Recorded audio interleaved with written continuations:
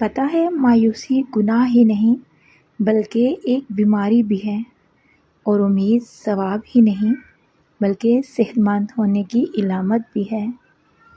لہٰذا نا امیدی سے دور رہیں اور ہر حال میں اللہ تعالیٰ کا شکر ادا کریں۔ آپ نے شاید کبھی اپنے ارد گرد کوئی ایسا درخت دیکھا ہو جس کے پتے بالکل مرجھا گئے ہوں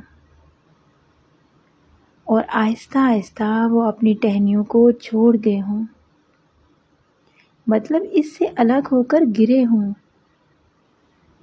کیا وہ درخت مایوس ہو جاتا ہے اور اپنی بے رونقی پہ یا کوشش کرتا ہے اور انتظار کرتا ہے اچھے وقت کا؟ اگر ایک درخت جیسی ساکت چیز جو حرکت نہیں کر سکتی وہ نہیں گھبراتی تو ہم تو انسان ہیں، ہم کیسے ہمت ہار جاتے ہیں اور چھوٹی چھوٹی باتوں پہ اپنے رب سے مایوس ہو جاتے ہیں اور موت کا سوچ لیتے ہیں۔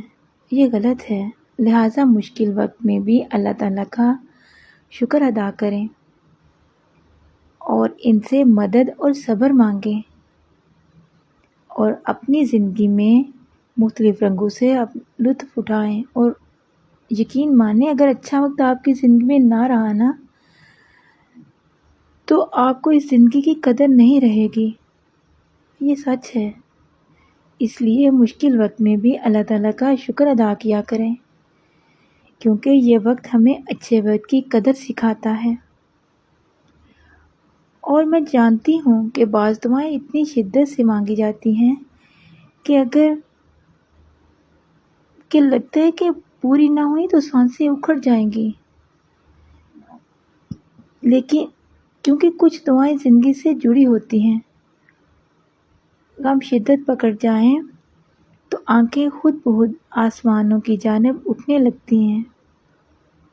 تو یہاں وہ کیونکہ تم اگر یہاں پہ آئے ہو تو اللہ تعالیٰ تم کو یہاں لانا چاہتا تھا، جو کھویا ہے تم نے وہ اللہ کی مصلحت کا حصہ تھا، تم اللہ سے اسے دوبارہ مانگ رہے ہو۔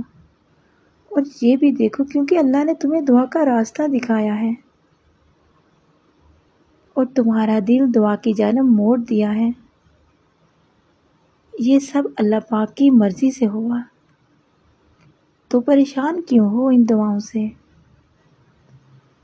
وہ معجزوں کا بادشاہ ہے اور معجزے کرنا جانتا ہے، تو تم صرف دعا کرو جو تمہارا کام ہے، اللہ کے کام کی فکر چھوڑ دو کیونکہ وہ اپنے کام کرنا بخوبی جانتا ہے۔ بے شک اللہ تعالیٰ ہر چیز پہ قادر ہے۔ ان اللہ علی کل شیء قدیر۔ جزاک اللہ خیرا۔